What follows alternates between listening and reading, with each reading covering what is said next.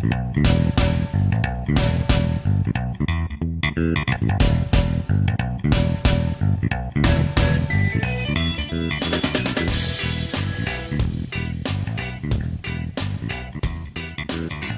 everybody, welcome back to the NOOP, the show about cookies and baking. God, I'm fat. Bake. Tonight we're going to talk about antagonists in games. Can we put bacon in the cookies? That's actually really tasty. Bacos. Especially when you have Bacon chocolate is chip kind of cookies. like my antagonist. Every single time I try to lose weight, it's bacon that always drags me back. Which is funny stop eating because pork, man. cookies is my antagonist. So, But I conquer them all the time. By conquer, you mean eat? Yes. Okay. We're going to get back a little bit to our gaming roots because I think we've been slipping from that a little bit. So let's talk about antagonists, Mike. awesome. Let's do that. You want to start from the GM's perspective or the players? Sure, my favorite in-game antagonists are Alec.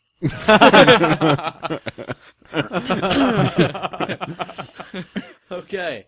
Explain Bravo, how. sir. Wait, was that from the GM's perspective? From the GM's Or player? perspective, Oh, okay. I have to do absolutely zero work some games, because Alec will inevitably be a character that conflicts with at least one other character in the game.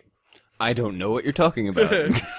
In my vampire game, it was with Rob's character, and in my mage game, it was with Rob's character, and in my original D&D game, it was...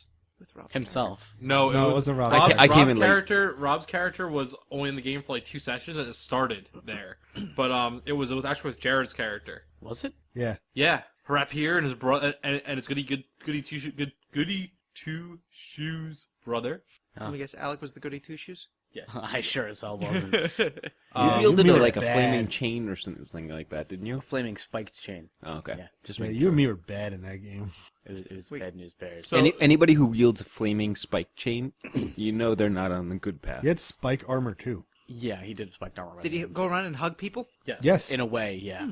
Well, We hug 'em with chose. And if they didn't want to come over for a hug, he would use the chain to bring them that. over. Free hugs. I You should've forget carried around with free what hugs on. language we used. I think it was Nordic, Mhm. right? To choose our names. Yeah. And my name meant to overrun. Yes. It was It's- great. So that's probably my first favorite antagonist in the game because it requires very little work on my part, and as long as I can stop it from destroying the game, which sometimes happens, sometimes it doesn't, it adds a lot of flavor. So a PC as the antagonist. Yeah, I mean, like, you have to understand what I consider an antagonist. Like, an antagonist is anyone who holds an opposite position of a player. Oh, my Changeling game. That was also a good one. Why? Who was the Well, other side of that? He was just kind of on the outskirts. I wouldn't necessarily call him the antagonist in that. oh, it was going down that road. Fair enough. The problem is that the rest of you guys didn't have characters that were because you guys didn't really understand the game. The rest of the characters didn't have a strong enough personality to be the proper counterpoint. I mean, Sure. if you flip it around, he's also the protagonist a lot of times, and the rest of the other characters in the games are the antagonists. Like in my mage game, Cryptic was the antagonist, his character. Yeah. So I'm not saying that his play Yeah. It style. It depends on the is- session. It depends on the session. Whoever's the bad guy, it depends on the session, especially when it comes to you two. Yeah. Well, I would say at least in the mage game, I took the role of antagonist much more often than he did. As my First half of the game, yeah. Second half of the game, no. If I'm not mistaken, though, it's usually because the group itself is... It tends to be on which way the group is heading. Exactly. If the group is heading in one direction, and whichever character it is that's kind of the juxtaposed position to the group is the antagonist at that point.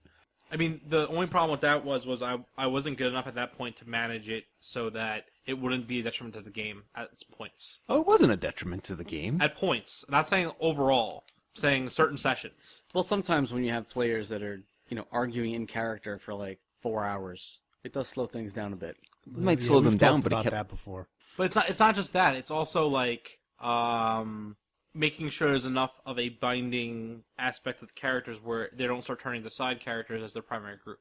And that's the real, especially in a sandbox game, that's the real hard part. Because you try to create a world rich enough that people can go interact with it, but if you do, and they start preferring those characters more, then they start trying to, over-maneuver inside the party, and the game gets really, annoying. Well, that's where you have metagame problems. I mean, as a player, in the back of your mind, your focus should always be on the group dynamic, not on my character gets along with these NPCs better, maybe I should go live with them. Yeah, yeah. And that's where there's a point where playing your character is taking too far, and that's probably the point. That's when a meteor hits whatever NPCs that you were thinking about joining, and then eliminates the problem for you. Yeah, but I mean sometimes that's cheesy. Yeah, oh yes, well. You could use a tidal wave instead. Yeah, tidal wave's far less cheesy. Back in Plus my I'm day, Or you can have a Arson? city fall out of the sky. Arson. that's Or you true. can make a city fall. Shut up. Back in my day, we used aneurysms. Aneurysms. Not all this new flimflammery you got No, here. it's a lot simpler. Listen. Oh yeah, tidal waves, very new flim flam. Yeah, that's Sometimes, biblical, man. sometimes you just gotta blow up a city, my friend. Sometimes you just gotta do it. Or drop it from the sky. Or drop About from the that, sky. Chuck. Chuck well, I can't say accidentally. Yeah. Chuck belligerently destroyed a city in last week's game. An entire city. I didn't really have planned out that would be possible, or even opening the box would be possible.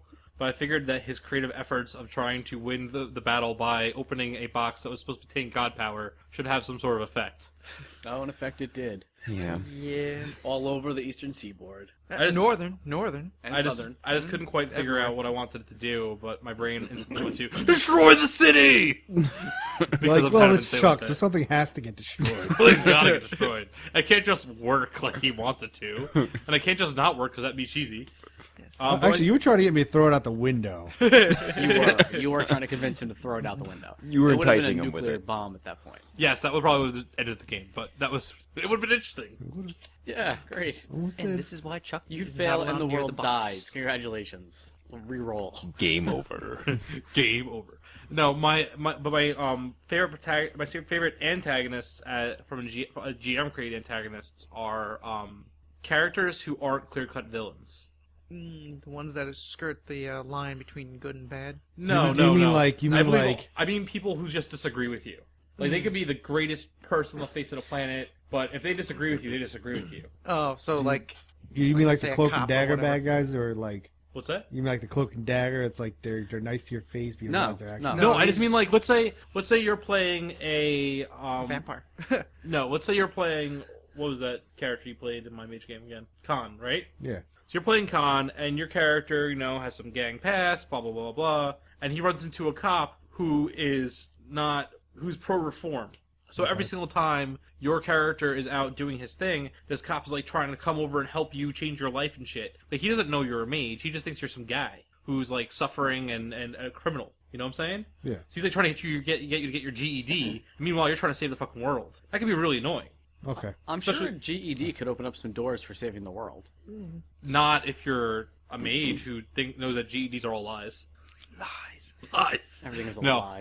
I'm lying to you. People go out and get your GEDs if you don't have a high school diploma. So it's basically you like the ones Unless that you have are magical power. Screw just it then. in conflict with us in general, not that they're evil. It's just that they interfere with our. They interfere with your plans. It's like it's like you guys both want the same sanctum for your Face. hollow, or you both want to defend the Emperor, my Iron Heroes Empire in the Iron Heroes game, but you guys both want the credit, Or you both have two conflicting ways of doing it. or you have two conflicting ways of doing it. And Yeah, so what you're saying is not necessarily a bad guy to your good guy, but they might even have the same goals, same alignment, but they just don't get along. They just don't get along. They're an antagonist just because they don't get along with you. Yeah, like even if it's even if they're on the opposite side of the war, if you're fighting let's say you're playing a game where you're playing a not World War II, that's Nazis and that's too easy to make evil. World War One, right? So playing a game World War One, and you literally have just two opposing forces and an enemy soldier who believes he's defending his country, who's doing all the right thing that you in any other situation you would respect,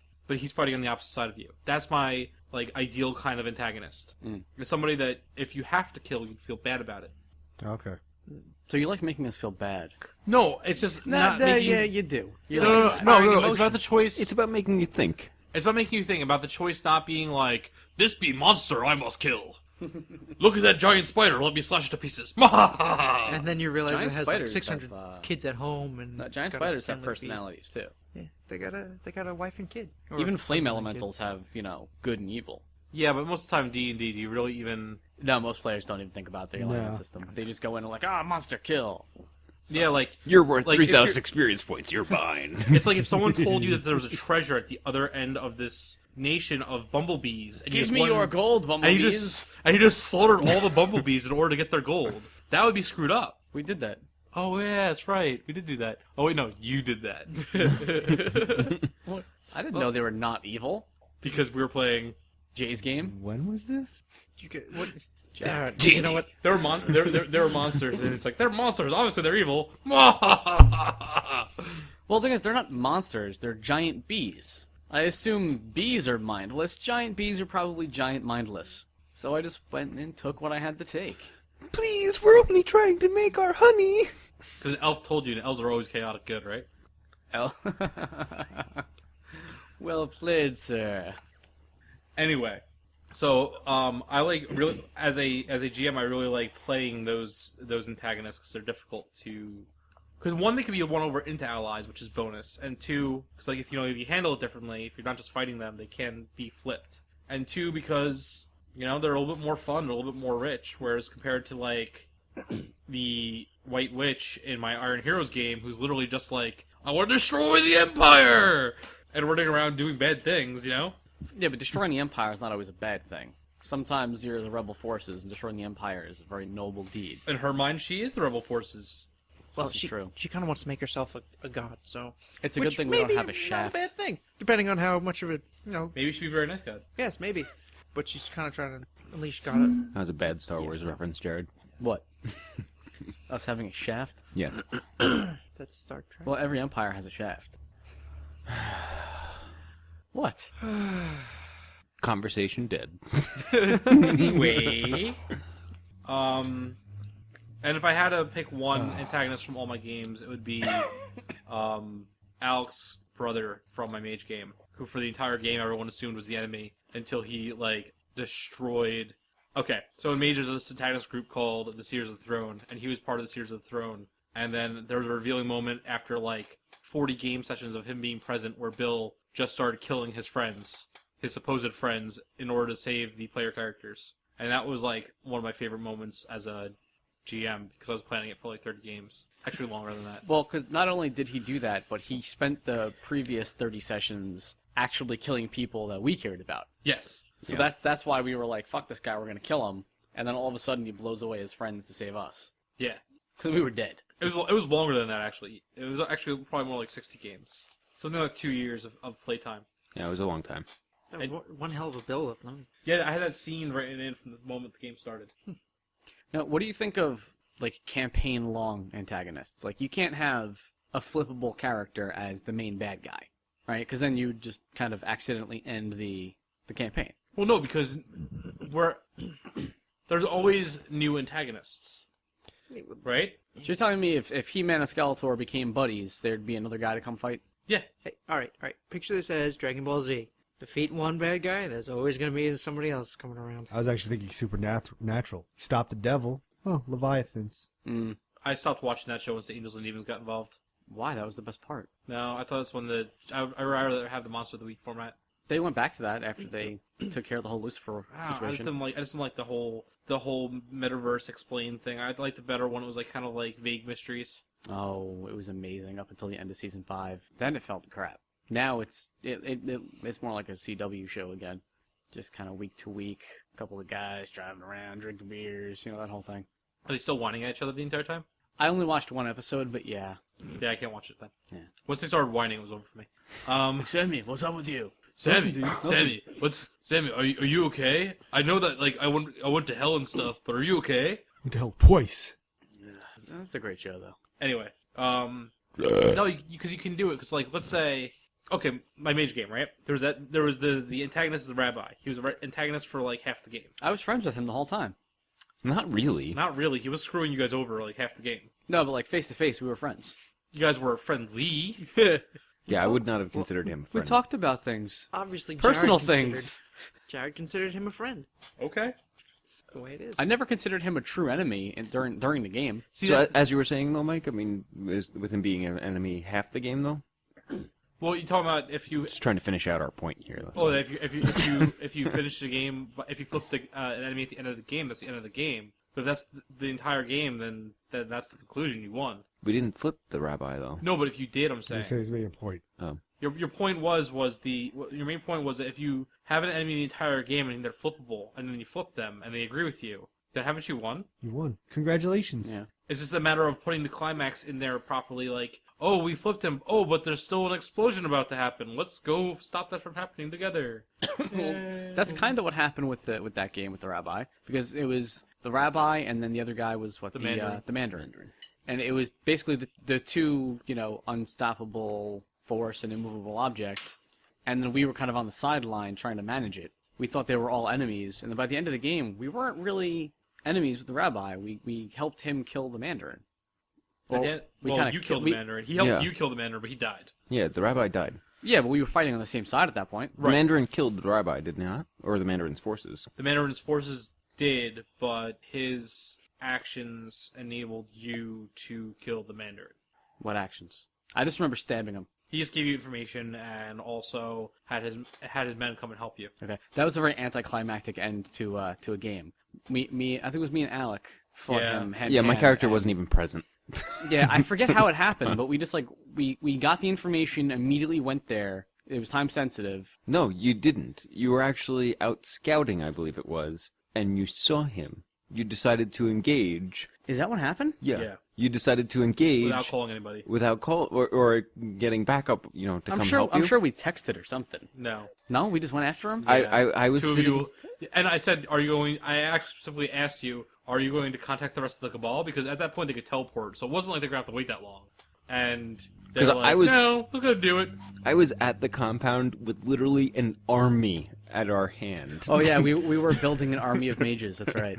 I had an army in front of me that I was sitting at the compound with, and you guys saw the main enemy, decided to engage without calling us, And and killed him. To be fair, we killed him in one round. Yes, but only because you got like a super exceptional success. Both of us did. Both of you did. And then you And came we- back and said, he's dead. We both rolled What hands. kind of mages are you guys? You weren't scrying his position the whole time. That was my guy. Ah, yes, that's right. I was also the one who could teleport. Yeah, but my point is I that easily could have got them back, and I didn't for some you reason. easily could have included the rest of the cabal in that one. All I'm saying. To be honest, I don't remember anything about that. I had already succeeded, though, because I built the compound and garnered all the support that I wanted. So that was my character's goal right from the get-go. So Yeah. I had already won, in my opinion. So it's not like it was that big a loss. But You made it your army, and that was what you wanted. I had an army. I had the compound was my compound. Yeah. I His character turned the situation to his advantage to get everything he wanted out of life. Yeah.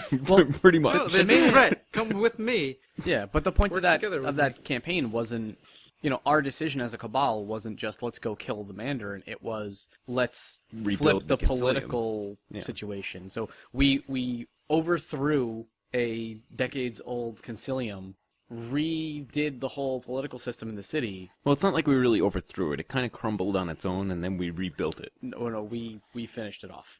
That was all us. All the political maneuvering we were doing in the background, all the taking over of bits and pieces of parties, like we screwed it up. We killed it to bring it back. Kind of, yeah. We were horrible people. We always are. Yeah. Dude, I was meant to be a neutral evil character in that. I don't know about you guys, but that was the goal I from hate the beginning. alignment so much.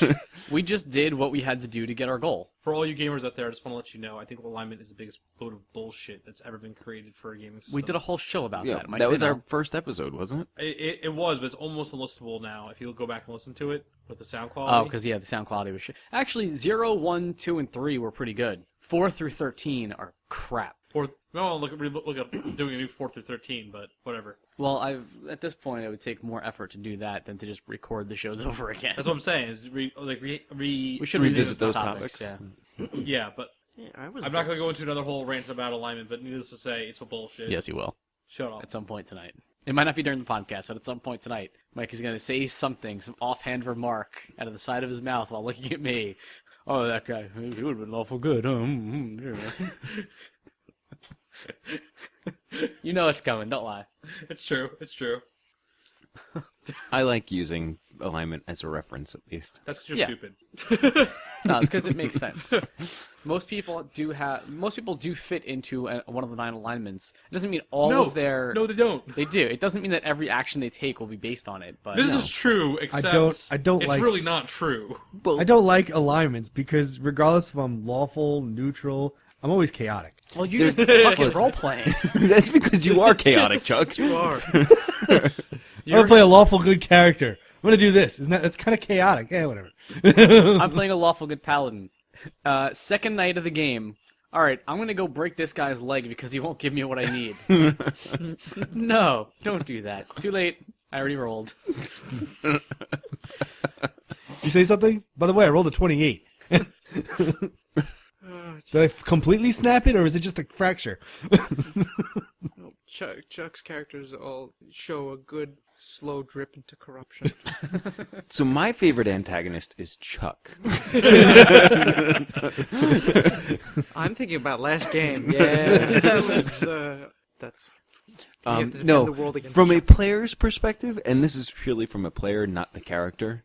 The player, not the character. Let me reiterate that. Yes, my favorite antagonist is Chuck.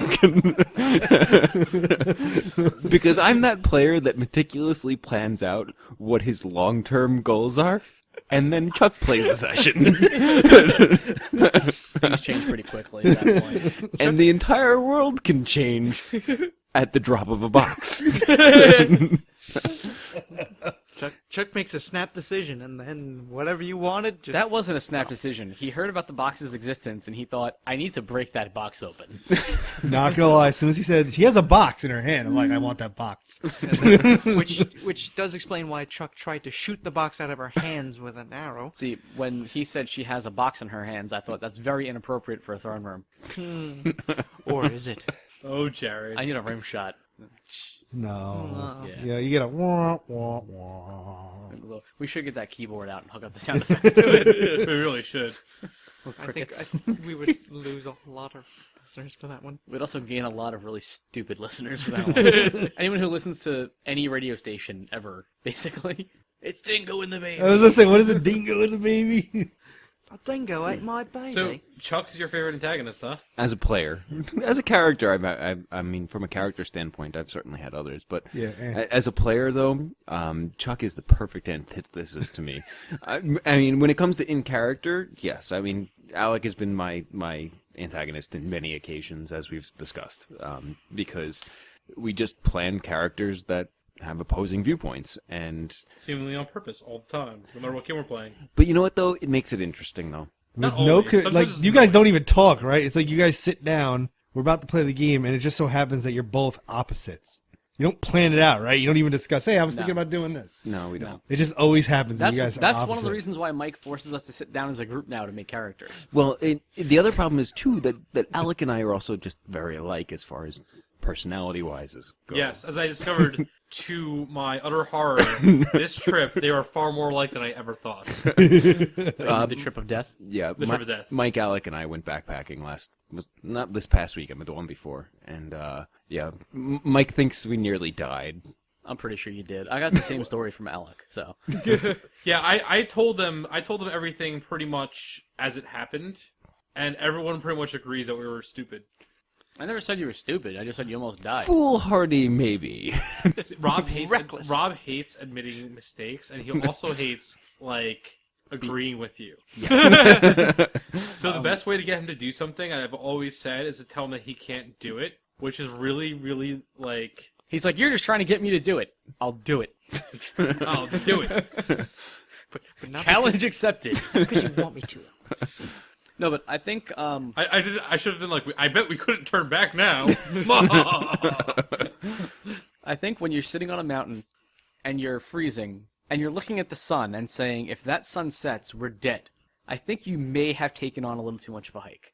Unless you're Bear Grylls. I never said if with sunsets we're gonna die. Mike was thinking that. And which one of us is far more rational when it comes to survival situations? Rational or determined to make it through? Rational. Those are exact opposites, Rob. Exact opposites. Oh, I was determined to make it through. That's the reason why I went along with his insane plan once I knew we couldn't turn back. Once I knew I would die if I didn't finish this, I had to finish this. I don't think that means determination. It's desperation. That's just logic. Both few words. No, desperation is like when you start making stupid decisions just because. Like, I bet if I cut Mike open, I can sleep in his warm body tonight. Exactly. Like a tauntaun. That's desperation. That's 2. I'll hit 4. Don't worry. When Rob woke up in the middle of the night and said to me, "Mike, come closer," that was desperation. That was desperation. I was really cold. That was pure desperation because I was not having a good night. But Rob was having a good night. Come closer. Anyway, so I was really cold. But my body's telling me yeah. So, my favorite antagonists. Honestly, I get stuck with the old, classic, but good evil wizard. I like evil wizards. They work. Because they're smart. They don't have to, do anything. They can just be like, I'm a wizard. Everyone go kill people. And they do. yeah, they do. Well, they could be necromancers. They could be enchanters. They could be Magisters. They could be floating artillery. I mean, they could be any type of a mage or a wizard or a sorcerer and have an army to kill you. Or necromancer. Or a necromancer. Army of the dead to kill you. I forgot about that one time when in Jay's game when both you and Alec became the antagonists for my character. That was the last third of the campaign. Yeah, the last third of the campaign, Alec's character Ignatius and Jared's character Roy? Jack decided they were going to try to kill the child of my god. Well, he was trying to impose order on things, and we were both chaotic and hated that, so we decided to kill him. Yeah, along with every other creature that stood in your way, regardless of their alignment and or their position in life. He said chaotic. It didn't say chaotic evil, though. They were chaotic good. They should have known better. Even those bumblebees? Especially those bumblebees. They should have been all bumbly. Little bastards. Buzz. What did I kill them for, anyway? Money? Gold. It was money. I was all about money in that game. Hey, it worked out, though. We had a lot of land. We did have a lot of land because of it. Yeah. Large killed off tracts anyone of who was on land. That's the thing is, me and Alec were both characters who, I mean, his character fell a little more toward evil than mine did. My character at least, his active thoughts were good, and his intentions were always good. He did a lot of things that he didn't realize were bad until after he did them. Oops. He just kept fucking up, basically. But because he was following Alec's character. He was following Ignatius the whole time. Who was pretty evil, in my opinion. But he wasn't always. When they grew up together, he was a good person too, and Jack looked up to Ignatius. So as they got older and more powerful very quickly, he kind of led him into some situations where he just did horrible things and didn't realize it. Evil. He wasn't evil. Well, Ignatius was. Yeah, at the end. He officially lost his good designation when he murdered somebody in cold blood. But he never fully lost his neutral designation. He didn't go to evil. No, he would have over But time. his actions were so fucking evil all the time. He was going to... He wasn't that evil all the time. He was more chaotic than evil. If you murder somebody in cold blood... Well, that's why he went from good to neutral in one that's shot. an evil action, though. It was... the guy just killed him in his sleep. An assassin came into his bedroom at night, shot him in the heart, and he died. Mike's character came downstairs and resurrected him. So Alec chased the assassin. They were very The high level. assassin gave up, and he killed him anyway. Yes, but he gave up. Yeah, well, that's why he lost. He went from good to neutral. If it was a different situation, he would have went straight to evil. But Jay gave him the benefit of the doubt because of the fact that What about everything else he did? he was just what else would have changed? You know what? Maybe we should save this for the alignment. Yeah. I say, look, This you guys is- should this talk is about efficient. alignment. He did. This is a good conversation actually for the alignment thing, and we should revisit that. We should try to do it when Jay's here and Alex here. So never? They're never here at the same time. We could summon them. No, Mike, that was a spell. That's not real. We can use Google Hangouts. That's like summoning. Oh, true. We almost have internet in here. Almost. I That's a dream. Well, I added an access point to the other side of the house, and it works awesome, but only on that side of the wall. It's not strong enough to get through all these walls still. That being the other side of the wall that we're on. Yeah, so I need to just add another 10 or 12 feet of cable, and I'll be okay. So, who's been your favorite antagonist? I always like the antagonists that you don't know are the antagonists until all of a sudden the great reveal is, oh shit, type of thing. Yeah. Like, I liked, Black. What's his face? Jet? Jet Black. Was it Jet Black? Well, Black was the Cabal. Jet Yeah. was the guy who you guys thought was a Yeah. He was an bastard. asshole and he's totally intolerable as a human being. Yeah, but he kept doing favors for you guys. Yeah, no. You He- thought he was an asshole. Everyone else thought he was okay. yeah, most but people we in the- understood. I thought he was alright. Most people in your Cabal got along with him. You just hated him from day one. Dude, I And- was just drunk the whole time. I have no idea. Well, because I made him as kind of like what Mike was saying before. He wasn't the bad guy, but his personality clashed with Mike's character. Yeah. So they fought in game, they argued in game. But he was a good guy, and he was completely on their side the whole time. But at least half the party always thought that he might be the evil guy. He was an asshole. When it turns out it was actually his boss, who he really trusted, that was the bad guy. Pitch Black. Right? No, Pitch was his other friend. He didn't die though. Jet survived. You guys Stark. killed Stark Black. Yeah. No, just Stark. Stark. Yeah, That- well, now they're that- all types of black. That was the theme. So Stark is, Stark Black, Stark Knight, Stark whatever. Anyway, but yeah, no, I like those big reveals at the end, where you don't have a you're not just going off the, hey, look, that lich is over there is evil, kill him. Well, what I did was kind of a big reveal, but I did give you guys enough information where you still at least would think maybe it could have been him. Yeah, towards the end, yeah. I think most but I of us didn't figure it out. I didn't. But, Yeah, I didn't keep the secret the way that you're talking about. no, I like that way, that we could figure it out, as opposed to all of a sudden, hey, it's some random dude that we never saw coming. All of a Yeah, sudden, like, is the if puppet it- master. Like if we were playing in the Iron Heroes game and the Empress ended up being the bad guy, that'd be really lame. Yeah, See what I'm saying? yeah. Alec Yeah, did then that I'd be to me. really pissed that you don't let me kill her. Alec did that to me. Yeah. Let me explain. Why would you want to kill the Empress? Because then you'd be in power. But But that's then he exactly put what you I to don't death. want. Yes, he Well, wants you. Hold on, let's stick with Zach's thought here, because Alec did that to me. Alec had a guy in a game who, I guess he was one of the mage classes, I don't remember at this point. My character was a druid, I forget who else was playing, I think Glenn was in that game. But he ran us around doing errands for this guy, collecting bits and pieces for a spell. And in Alec's mind, he was leaving plenty of clues for us that this guy was like, a bad guy, because of what he was having us collect. But really what he did in-game was play very convincingly that, look, I know this sounds bad, but these are the things that we need, and we really needed to do this good thing. And in the end, I wound up, bringing back a unicorn that I saved that he murdered, a Pegasus, a baby Pegasus that he murdered, and a bunch of animals that as a druid I was trying to protect. I wound up having them all killed accidentally because of this guy. And he ruined my life and made my character want to kill himself. And it was at the very last session that he turned around and went, oh yeah, by the way, thanks for all the evil shit, ha ha ha. And then we were like, alright, we don't know what to do now, we lost. We just lost the game. That sounds like not fun at all. It was a lot of fun I until that. Then we were like, fuck. Was this guy a lich? The guy was a lich, yeah. So he was predicating the thought that you would understand the clues that he was evil based off your knowledge of the D&D monsters. No, we didn't know he was a lich. Right, but if you knew what all of the attributes of freeing a lich or what a lich needs to get free. Oh no, wait, you know what? He was trying to become a lich, I think. Yeah, because I remember. But it wasn't. He didn't go by the D&D book. It wasn't.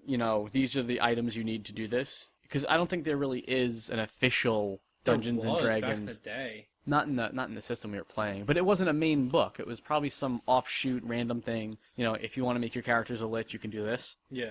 But it's not like a common. Really? core They have book. spell components for becoming a lich? Rob, I know not because you had the page. If you look at second and third edition, you can find it. That was just a monster entry page. Right, but it was. I remember stuff about unicorn blood and stuff like that in there. Oh yeah. But the thing is, even at that point, we wouldn't even have known. But he, he does his own things. He makes his own monsters, his own PCs, NPCs, all that stuff. So we wouldn't have known either way. But he did a good job at basically just tricking us the whole time in character, and so we just fell for it. That was a very sad day for my druid. Yeah, see, I like the big reveal, but I also like the clues to get to the big reveal. So it falls upon us to figure it out, as opposed to, you never saw this coming, did you? Yeah, you're right, I never did. Huh. Yeah. The only part with that I struggle with is that a lot of times I don't know what's going to come. Yeah. Well, Well, if you have that's because you don't have a linear games, really. Yeah. You really like the sandbox. Yeah, you really like the sandbox. a lot of the games we used to play were linear. Chuck said that kind of enticingly there. You really like the sandbox. We used to play really linear games back in the day. I mean, close to railroading at some points, depending on the GM.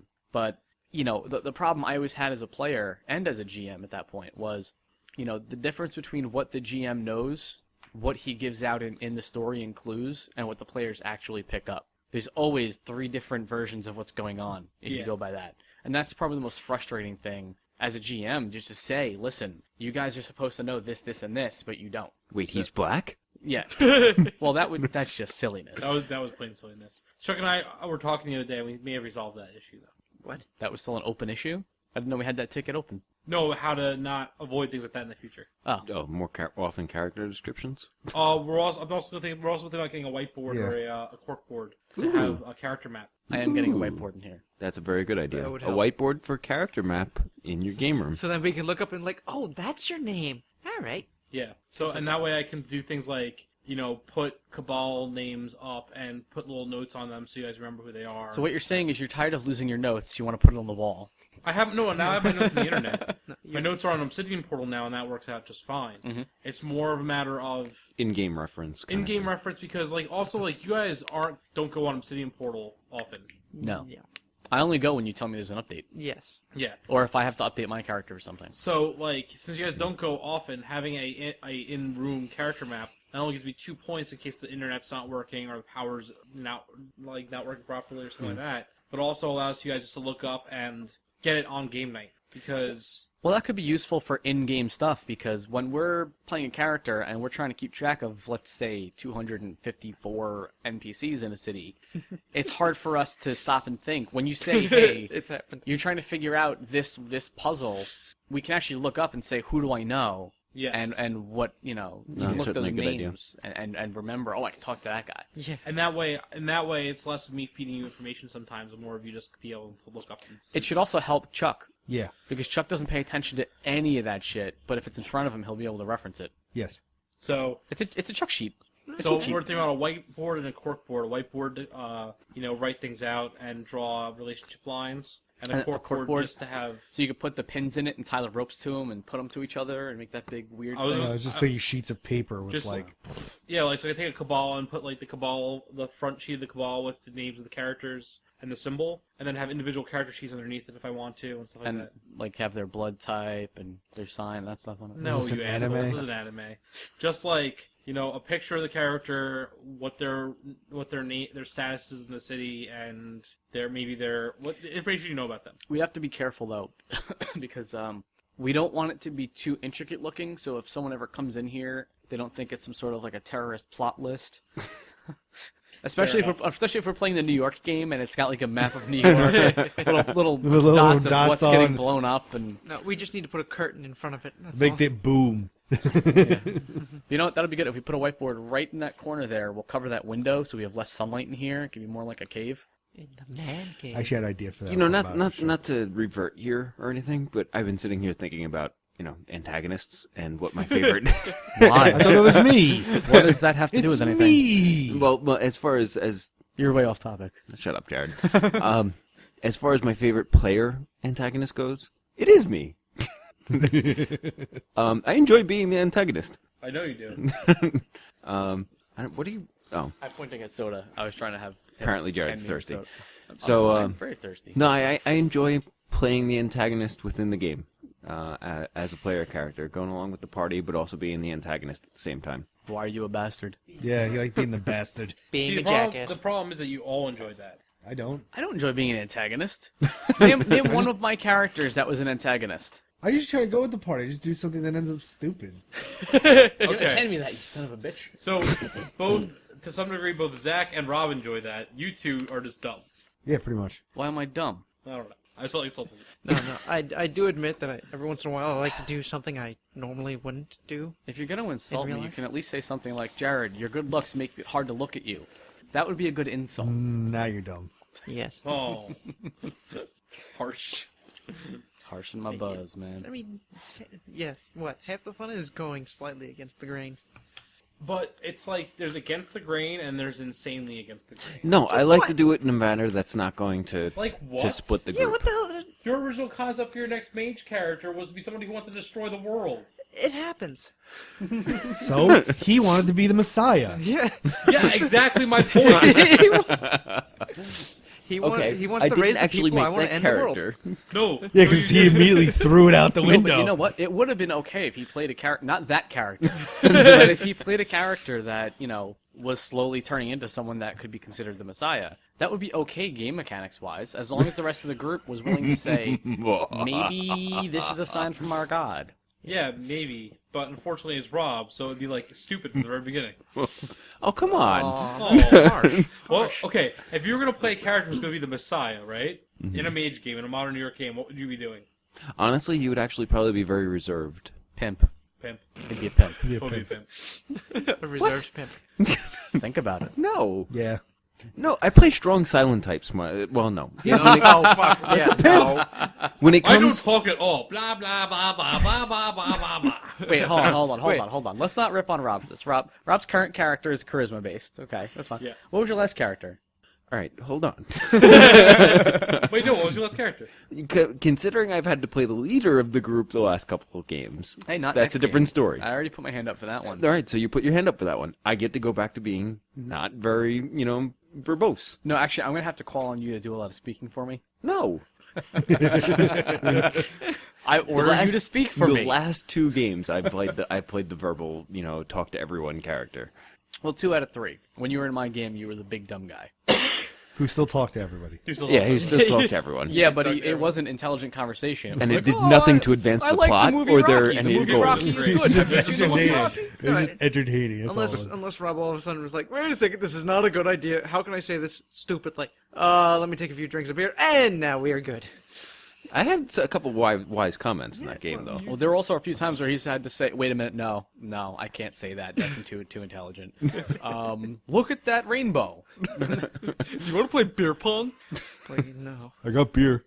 Oh, I do have a full set of rules for beer pong for next time. Ugh. If we rehash those If we ever characters. rehash that character. Yeah. Oh boy.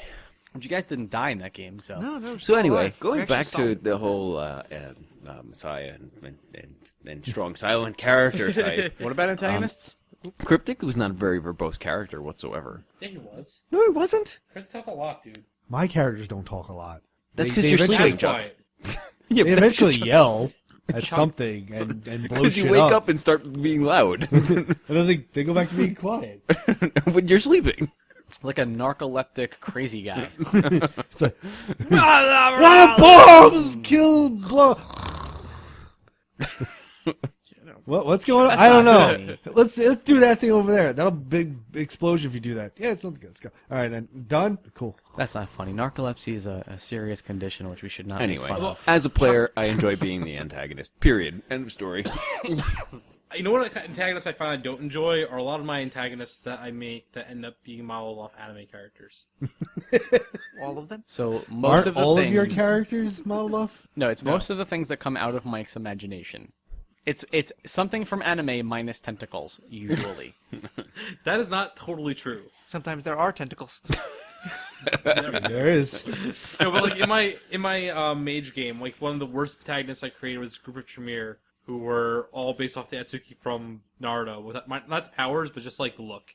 They do a lot of the visuals. None of us watch Naruto, so we wouldn't have no, done. wait. did. Yeah. You based how they looked off of them? Just the not the look of the individuals, the look of the group.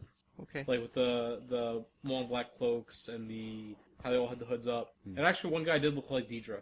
Oh, okay. It's been a while.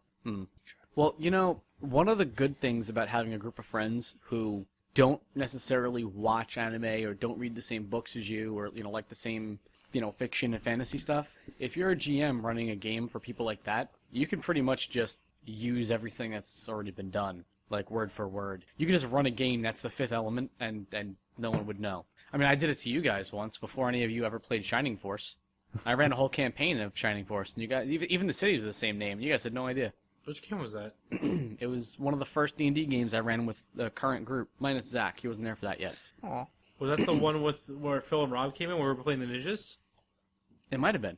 I should have caught on to that. I played. I'm having a hard time remembering which characters you were in the game. No, it was... Yes, that was it. That was the one. I literally spent hours playing Shining Force before that. I'd never caught on. Well, because for years, I was like, Shining Force is the greatest game ever. It's the greatest game ever. And you like, I haven't played it. No, I had already played it. I played it in seventh Was that grade. the falling eighth out of the grade. sky one? That was the meteor? Yeah. Yeah. Oh. One of the cities was Gardania, or the island of Gardania. And then the city that was across the continents, like across the ocean, that you had to go to eventually, was Rune. It was the two main, and I didn't change the names. I just that's what it was. Everything else in the world was my own, but those two main cities are straight out of the game. Oh yeah. That's not a big deal. I mean, Although I was hoping to actually get you guys into a flying Nazca ship at some point. That would have been so badass. I just couldn't fit it in the story though. I tried to plan a game like 3 years ago, and basically the entire story was going to be ripped off of The Witcher. Mm. But that was way too hard and way too ambitious for me for a first game. I have that game, I know. but I can't run it. You can't? No, the computer's like, no. Yeah, I I don't had the want same issue. I don't know why. Wait a second. Oh, I bought it too off of Steam. Still haven't tried it yet. Oh, it's a I'll great be game. I'll be the next one to fail at The playing it on gameplay my- isn't that good, but Anyway. the story's amazing. Do you... Damn, I'm dying here. Sorry. Do you guys have any idea who the main antagonist was in the last game that I ran? Not the mage game, the D&D game that I ran with you guys, or Pathfinder, I should say. I wasn't around long enough for that. I I was wasn't in that. gonna guess the king. It was a highly political game. Huh? I was gonna guess the king. Was this the one where I was the Oh, no, it wasn't the king. psychic, psionic character? Yeah, it was the Pathfinder game. Yeah, that was No, the the same. Psionic characters was an Alex game. Oh. That's the one where we played halflings. Oh. Majority of us. We had Yeah, a and whole I was the entire human. party. You were the Yeah, only You human. were the only ever. human. Yeah, I had this epic storyline where the first campaign they played was the history of the game that I actually wanted to play. And then when they make the characters for the game I actually want to play, they're all friggin' halflings. I'm like, great, it's fucking Lord of the Rings all over again. With one human who is a wizard. Well, I had never played never played a halfling before, so I decided to do it. And then Phil wanted to be a halfling paladin, so he decided to do it. Well, Phil was a paladin thief, and you were a bard. How can you be a paladin thief? He was a thief You can do it in who Pathfinder. reformed and became a paladin. Oh, okay. I played bard. Because I think thieves my don't first lose. character I ever did was a halfling. Yeah, thieves don't lose any of their class abilities when they go Yeah. over, but stabbing people, like sneak attack, could be considered kind of like an evil act, Yeah. unless he did it to certain things, basically. Like if he did a sneak attack on a good aligned creature, he was going to take some penalties he didn't know about. Well, he might know about them now since I'm talking about it, but Well, are you ever planning on going back to that game, or? It's been a long time. yeah, Yeah. I don't, no one has their characters. If we did go back to it, I could go back to the world. No, but I still not have the my game. folder of every single character Yeah. sheet I've played with you guys, but If we went back to it, though, we'd probably have to start over anyway. Yeah, well, those characters were made in 3.5 and then converted to Pathfinder because Mike desperately wanted to play a bard for some reason, and the bard in D&D is just useless. So the one in Pathfinder that's because is it's the better. bard. Yeah, well, the one in Pathfinder is better. It's still not great. So I let him make the Pathfinder bard, and then by the time I picked up the second half of that game, everyone was like, "We want to play Pathfinder. We're just making our characters in Pathfinder. Fuck it." It's like, all right, I'm running Pathfinder now. I want to should play play a bard because I want to play something I never played before. There's a good reason why I never played a bard. Well, I find out why. I drew the duck think I blue should just because play I wanted to see a blue duck before. Oh, no, now I remember. So I want to play a spellcaster, and we were talking about what would work, and we had no tank. So I Yeah. couldn't play something that was just like a straight-up mage. Yeah. Because we'd all die. I should play a bard. You know, it's like I play a song. I go to sleep. We did have a thief paladin. He wasn't a paladin when we first started. Really? We started level 1? In that game, no, you guys started level 3 in that game. Yeah, but he had, or maybe he had one level paladin or something like that. Oh no, did you start? No, you did start at level 1 in that yeah. game. That's what I thought. Yeah, you did because I remember I had to actually. The first storyline was about his character. Becoming the paladin of Blah blah blah blah. Oldamara. Yeah. I Wait, can't hold say on, that. hold on. Slow down, take your time. Rob, I can say anonymous. Look Enunciate a it. bit. Anonymous? Anonymous. That I can say. Anonymous. Oldamara. Oldamara? Oh, Yeah, that's just say it not- fast. Oldamara? There you There you go. go. Because there's a couple of extra consonants in there, but we just Oldamara. That's good. Oldamara. But he started out as a thief, and then by third level, he started trying to become a paladin. So That's like a I actually had level to write the You storyline played in for that it. game. Yeah, no, I did play in that game. Yeah, I by was, the I end. was an alchemist. That was your crazy alchemist character. Yeah, didn't turn out the way I thought it was. Well, alchemy didn't turn out to be the thing you thought it was. No, it didn't. But that's the way it be sometimes. Big bumblebees. God damn bees. Bumblebees. Is that the name of this Just use some episode? pesticides. It might Big be. bumblebees. It might be. The bees. The bees. The bees' knees. Back to the original point I was trying to make. In that game, it wasn't the king, first of all. The king was actually a really good guy. Yeah, I got confused. It wasn't the king. It was the uncle. The uncle? No, the uncle was like everyone's dad. Yeah, but obviously he's a villain then. No. Unexpected villains. No, it was people that you went out and sought and met and talked to.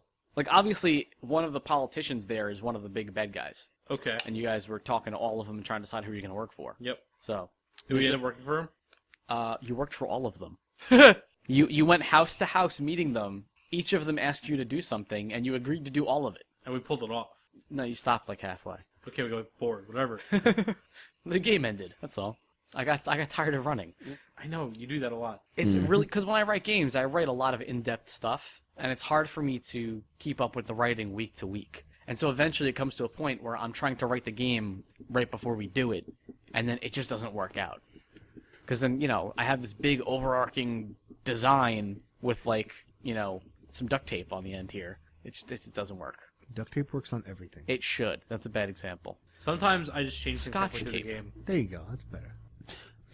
Sometimes I have an antagonist. Like destroying a whole city? Yeah. Yeah, so let me ask you, what do you exactly plan to do about that? How much of your storyline has that changed? That whole city... You don't have to get into details, obviously, because we're currently playing, but... Yeah, but how much of that... how does that honestly affect your storytelling now? A whole city comes out of the sky, smashes into different parts of the continent, millions of people die at the hands of a PC. And 1/5 of the shield that was protecting the Magisters is gone. Okay, so first step is, as I'm doing something crazy like that, when I decide to do it, I start listening to my players. My players will instantly start talking about what's going to happen. I think about what would be the best possible outcome for a game based off what you guys say. Then I add things that you wouldn't expect almost instantaneously, and within 35 to 45 minutes I have an entirely new storyline. That's why he's a DM. My mage game, the entire storyline changed 3 times. Half of it based off player input, the other half based off just like whims. In this game, I originally planned the rest of the game to pretty much take place inside the capital. But on the second game inside the capital, Jared started displaying these signs of extreme boredom. Antsiness. Like extreme boredom. Like I thought he was gonna kill me. So I was like, well, that's not gonna work. What am I gonna do now? Well, me and my character both hate cities. Yes, they do. But the problem is that although Mine too. Zach didn't really want to do city play, his character is best built for city play. I didn't think so, but yeah. You're good at things you hate. That must suck. Yeah, I know. I'm very conflicted. Let's be honest. Your character's built for city play. I'm actually really He's glad built because with I came talking into to this people. game late. I My always thought it character's not was built for city me play. just I'm built for meeting wilderness new play 'cause I people, thought but I that's what it guess was gonna be. But how do you build a long-term spy I network know, without staying in one place? Yes. And so, like, You there do a was that. far-reaching spy network.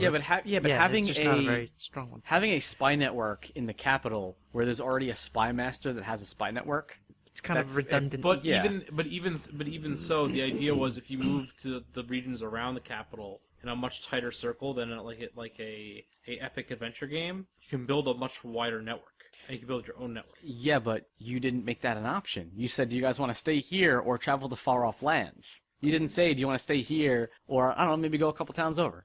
Yeah, you That said that could have been an option. you asked, do you want to stay in the capital or do an Odyssey? And we said, Odyssey. And the Odyssey doesn't have to take place entirely in another land. It could have been on the way there, we stop at, let's say, 15 local towns. Yeah, but that's a lot of work. Well, so don't blame Zach. Well, I'm not blaming Zach. I'm just saying that I knew that staying out in the one city wasn't going to work. Right. Maybe I should have presented the options better, but I knew at least staying in the one city wasn't going to work. Option A is a no-go. Option A is a no-go. So maybe I should have come up with option C, but I could only really think of option B at that one. Well, don't forget, when you originally came up with the concept for this game, when you were describing it to us, well, all right, let's not say originally. Let's say when we were actually making characters for the game this time. Okay. Right? The way that it was being presented to us, because we still had Alec here at the time, it was going to be more of a mass combat game.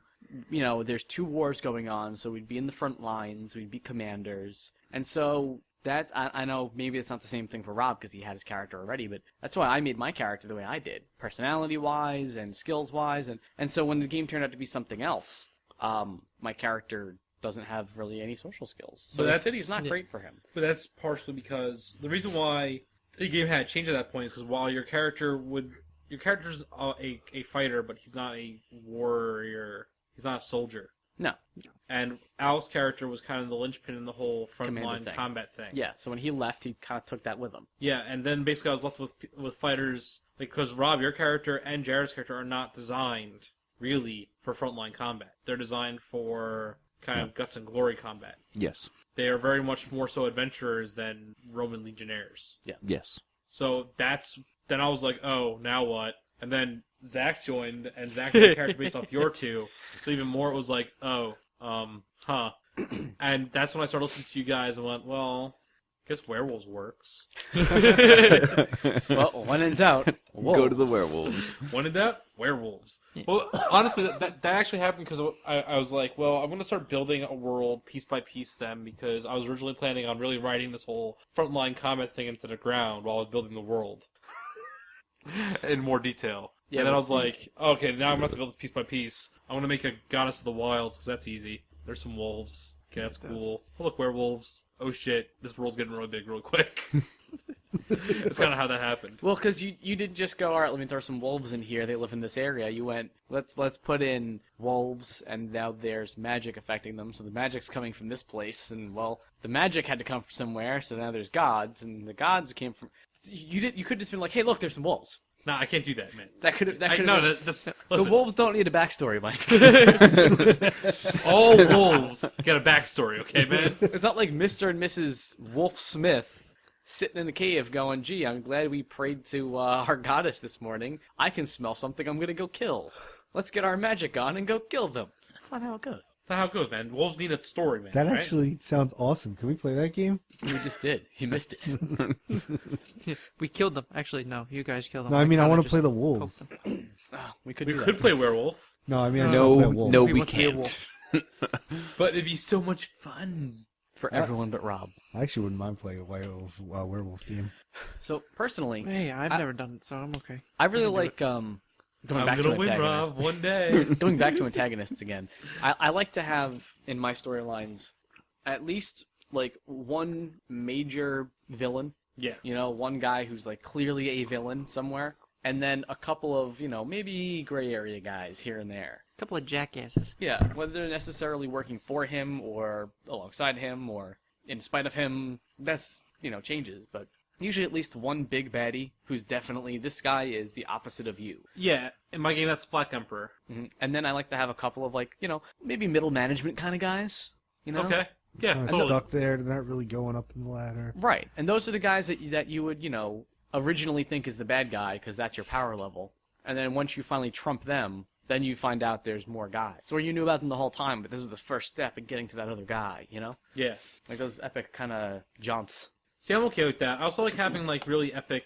I like making sure that my antagonists are fully willing to trash talk as much as my PCs are. Yeah. So, there was a point in this game where Rudolph's like, oh man, I could blow up that fucking mountain, So, I'm so cocky, I could level that fucking mountain. You would have no chance against me. And meanwhile, he's like, well, I could when I'm corporal and not dying. On a good day. On a good day. But today my arthritis is bothering me. So Yeah, that I think, mountain I is think safe he's for having now. a good day now. But then when you have that same NPC, leap up onto a giant flying dragon and take off into the sunset, it kind of reinforces his shit talking. Yeah, it does. It Yeah. does. Because if he's just sitting there going, "Oh, I'm a big badass, guys, what's up?" That's one thing. But the dragon thing kind of like, all right, maybe he's not lying. But again, that was a little too obvious for me. Normally I don't like making characters that are obviously powerful unless you're about to beat them. I really like making antagonists obviously powerful when I know I'm about to put them in a combat against you and that you have a chance to win. Well, you have what a about- chance to win. What That's about the White specific. Witch? The White I was Witch, you gonna say- weren't expecting us to. That's different though. I was about He to wasn't say, expecting my- us to we're combat pretty her. much all right. We're a little bit over an hour right now, right? But I do want to get this in. So let's explain the White Witch story before we go off air. The white. Oh, why are you pointing at me? Because you're the one who this tossed side of the the room. box. Okay, You were so- both just talking. Basically, You were both just talking about it. So basically, Well, because I was about to go into my favorite antagonist, which would be the overpowered antagonist that you're not supposed to fight. oh, we can. Well, it's basically the same thing. Exactly. Yeah. So Yeah. yeah. let me explain the setup, and then Chuck can explain. You guys can explain your actions. So last game, I don't think there's any explanation for our actions. I put the characters in a situation where they were able to essentially sneak up on a rather main bad guy who had this box that contained god power, which we previously mentioned was used to destroy a city. She was holding the box and she was using it to assault another former antagonist of the group. And my thought process was, my players, usually being overly strategic even when their characters wouldn't know strategy, like in my past games, there are mages who were in high school, somehow acquired small unit tactics to police use, or advanced knowledge of how to wear when and where to use a flak jacket. Well, there's a reason for that. TV. Yeah, no. These characters don't have TV. They don't watch SVU. Harry. No. Besides the fact. Back to the White Witch. So the White Witch is holding this box and obviously distracted. And my thought process is, okay, they're going to set it up so she's distracted. And she's already distracted. They don't even need to set that up. They're going to set it up so one of them is in a position to acquire the box from her after they remove it from her hands, and then they make a quick escape with the other guy, and they manage to save the other guy and get away from her, and they're all good. Because she's powerful, but she's not so powerful that she could literally kill them in a round. Mike, that was your plan after we went there. Before that, you didn't think we were going to go there. No, I knew you were going to go there. He just thought it was going to take a little longer for us to jump. He was going to push us through. Oh, okay. Yeah, but we just All jumped through the portals. I literally thought I was going to have to like kind of cajole you. Well, there was at least 3 moments where we had to pause, and those of us that wanted to jump ahead looked at the one guy who might not want to jump ahead. And he was jumping ahead. Yeah. Every time there was a new portal, you leapt through, Or him. and Chuck leapt through, and then Zach and my character kind of looked at each other like, all right, well, they're already through. I guess we Yeah. got to follow a them. little late. So yeah. So I knew you would go through eventually. Like I really wanted you to go through. Because if you didn't, then Runoff would have died, and you guys would have been in a much worse situation overall. But I really expected you to handle the acquisition of the box and Runoff in a more strategic manner. And honestly, I expected her to get away with the box. Mm-hmm. Because if the box was still in her hands, she would have probably left in order to protect it. Okay. And then how did that scene work out? You walked into their room, challenged her to combat. No. I knocked. Yes, he knocked. A glass dome. I knocked and opened the door. And then challenged her to combat. Yes. Well, no. I just tried to attack her. Yeah, from I didn't say I'm going to 150 kill. feet away. I just decided. You were trash talking a little bit. Yeah, you were. As you were yes, creeping you were. forward. You All said right. that I'll- your I'll- You were emotions- creeping forward, trash I'll talking. consider what I said trash talk. For my character, that's trash talk. So then you gave her a round. You gave her a round to prepare, which is never good. No. And Yeah, that hurt. gave her actually 3 rounds to prepare. And then you forced her in a situation where she was actually forced to fight for her life, which I wasn't expecting either. And yeah, things got bad. Because I charged her and took a couple of major hits along the way. Yeah, like basically it was down to the point where Rob's character would have died the next round she hit. But then he gave her a hug. Oh yeah, grappling a mage, definitely the way to go. She luckily missed him on the last shot that would have killed him. Gave her a hug. And I proceeded, since I was chasing behind him, shooting arrows at the box, to just run up and grab the box. And then I tried to open the box. Now the whole thing with the By box, smashing it on the floor. No, mind no, you. I tried to open No, it. he tried to open it. When he couldn't, he got frustrated like a monkey and then smashed it on the ground. Now the whole thing with the box is that the box is supposed to be unopenable by anyone who does not have the power of a god. So that the whole thing with the White Witch was she was looking for a sword which had the power of a god to use to open the box, so she could take the powers of the gods inside for herself. That was the whole thing, right? Yeah. That the characters found out last time. Now I, as part of this game, made all these characters paragons, which in this setting means that they literally have some of the powers of the gods.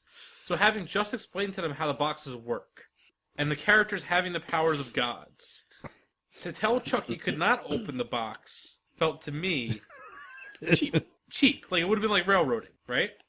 So, and he was like, he's like, I'm gonna throw it on the ground. So I thought, okay, it could be like, he can't just open the box, but the impact will do something. What will the impact do? And I said to myself, release godly power. How much? Well, even a little bit should be enough to destroy things, right? Mm. So that's what it did. So I decided that the harder he threw the box down, the more overall damage it would do. And I was I'll be honest with you, I was trying to convince him to throw it off the balcony, because then I was like, just destroy the city then. Totally. But no, Incinerate it. I threw it down on my feet. Right. Which caused massive amounts of damage to the city to eventually be destroyed, but in a less game-ending manner. We all survived. Yeah, the city only slowly fell to the ground as opposed to just immediately Think of imploding. more Titanic, less Hiroshima. Yeah, definitely more Titanic, less Hiroshima. Good way of putting it. But I mean, again, Jared, did that change the way my game's gonna go? Yes, but what was my other option? Is saying to the player, you can't do that? Well, no. It could have been, You throw it on the ground and nothing happens? Lame. Lame No. sauce, my friend. Or you throw it on the bounces. ground and, it creates a shockwave. Everyone in the area gets blown back. Everyone takes damage.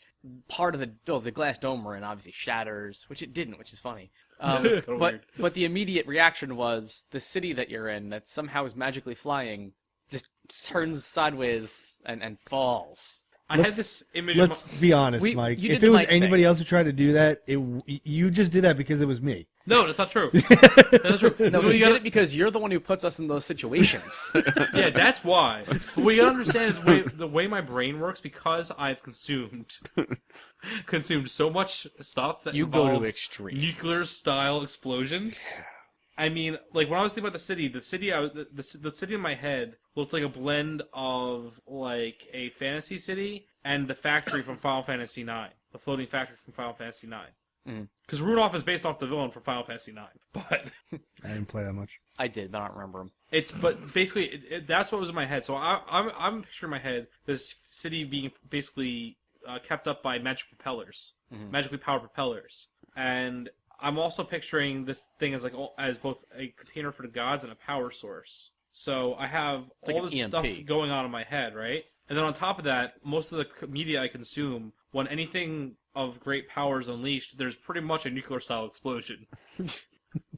Because at this point, I basically watch random stuff on Netflix, including food documentaries and anime. Wait, what kind of a food documentary are you watching where there's nuclear explosions? Something about burritos. No, Or hot that's sauce in general. fat sick no. It's just that those are the only two things I really watch: Food and explosions. food and explosions. All right. Sometimes together. This explains a lot about Mike's personality. Including what comes out of his ass. Oh, Food explosions. food explosions. That's what we call poop. All right, on the poop note, let's end it there, and we'll come back next week with some more poop. One thing though, I was watching this anime called Speedgrapher, God. and I thought, okay, this is a post-apocalyptic anime about politics. There can't possibly be any ridiculous explosions in this to influence my games. And within the first 3 episodes, he's blowing things up, including people's heads with his camera. So I'm like, that's it. It's no more ridiculous at being a camera than a finger. That is true. You In Ori Shura, when I was watching that, Okay. there was a giant robot space cat. You that really was had to let him destroying talk the about city. anime? No, we're gonna go And now because we actually have to role play. So we're gonna play our game now, and we're leaving you guys. We are gonna talk about anime again after this. I'm sure of it. Oh, god damn it. Thanks again for joining us on this ridiculous show we do. Hit us up on Twitter at @no_obsession. Our website, noordinaryobsession.com. Email us at mancave@noordinaryobsession.com. Or Chuck. Follow me at Twitter. Chuck is infamous. He is. He's very infamous. He's known for being bad. Chaotic. And YouTube, if you like to watch a still picture of a cat while we talk. Ninja cat. He's a ninja cat. He's pretty badass. The new anime season's coming out. I'm gonna try to watch. I'm gonna try to watch every episode, every first episode. Cut it. Cut it. Cut it. End Cut it. it. And then we'll talk about those first episodes. Well, I was thinking that if people want to reach out to me on Twitter and ask me so they don't have to watch them themselves, Yep. because I'm not gonna write reviews because that's like really Hard. time consuming and boring. So yeah, So you'll tweet it. yeah, I'll tweet it. Fair enough. I'll tweet opinions. All right. That's it. That's it. We're good. All right. Thanks for joining us, guys. See you next time. It's like I'm under the water. I'm not going to say cock. Cock? Thank you for listening to our show. Please visit our website at noordinaryobsession.com, where you'll find show notes from this and other podcasts, along with our blog and Twitter feed. This has been a production of No Ordinary Media, all material copyright unless otherwise noted. As always, be kind to us and subscribe to our feeds. Good night.